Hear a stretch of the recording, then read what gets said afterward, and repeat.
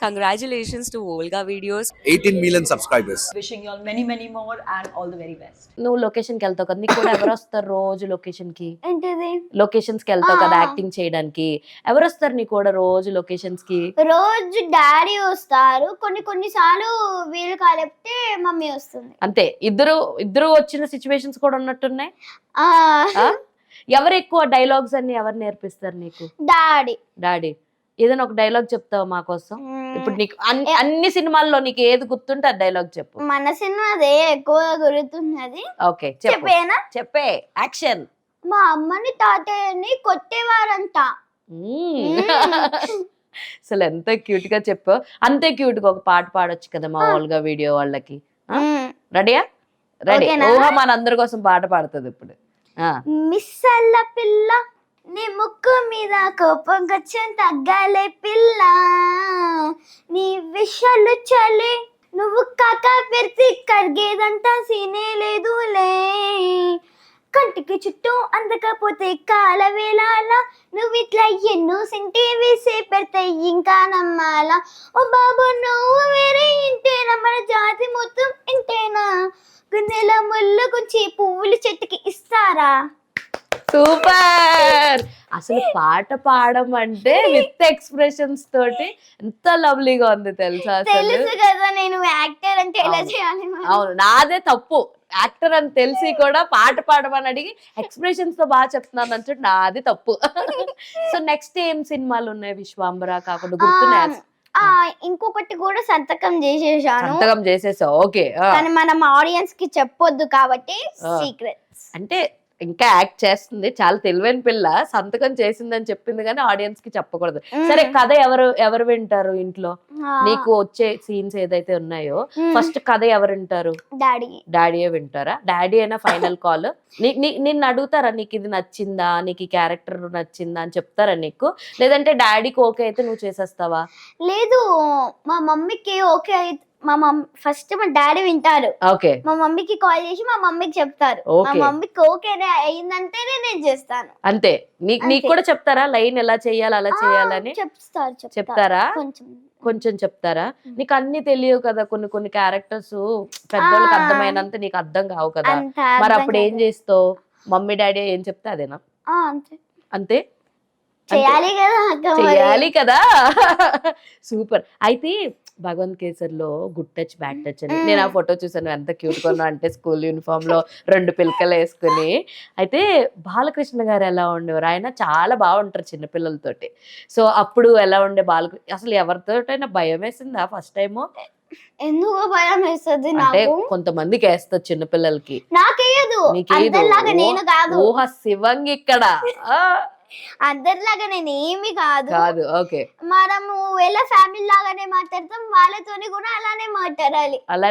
చిన్న పిల్లలం కదా, వాళ్ళు ఇష్టపడతారు. అంతే, వాళ్ళు ఇష్టపడతారు. అంత క్యూట్ గా నాకు ఈ ఇంటర్వ్యూ రోజు. అసలు ఫస్ట్ ఆఫ్ ఆల్ ఈ రోజే మన ఓల్గాకి ఫస్ట్ ఎక్స్క్లూజివ్ ఇంటర్వ్యూ ఇస్తుంది అనమాట ఊహ. So thank you so much ఊహ, నీ టైం ఇచ్చినందుకు. అండ్ నెక్స్ట్ ఆయనతో గుర్తుంది ఏమన్నా మూమెంట్స్ గుర్తున్నాయా?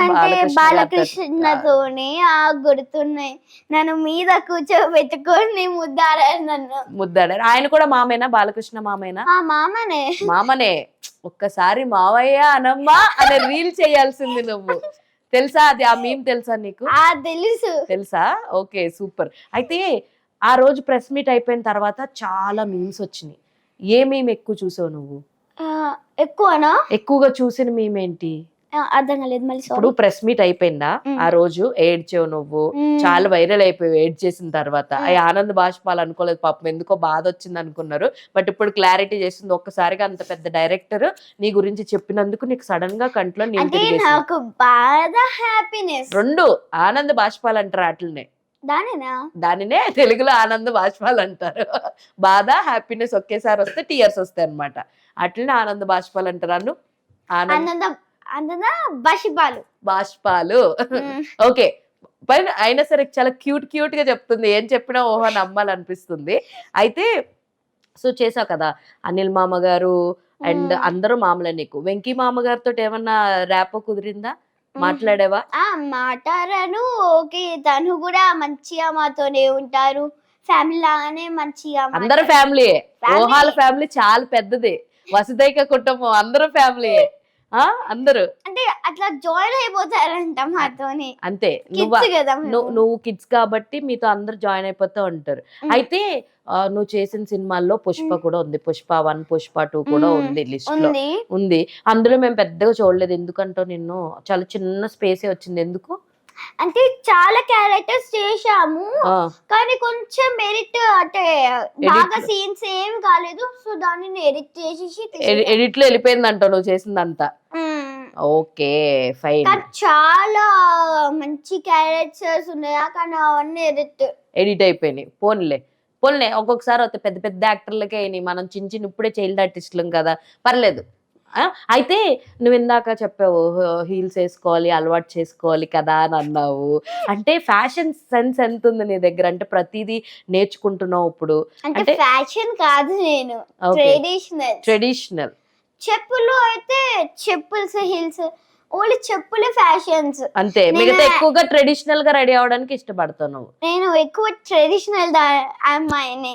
ఓకే, ట్రెడిషనల్ అమ్మాయినే. వావ్. ఓకే, నేను సౌందర్యాన్ని చూసుకొని సావిత్రమ్మ చూసి సావిత్రమ్మ సో చెవ్వి, సో అలా అలా వాళ్ళలాగా అంత పెద్దదాన్ని అవ్వాలనుకుంటున్నావు అంతేనా? సౌందర్య గారి లాగా, అలాగే సావిత్రమ్మ గారి లాగా వాళ్ళిద్దరు అంత గొప్ప యాక్టర్ అవ్వాలనుకుంటున్నావు అంతేనా?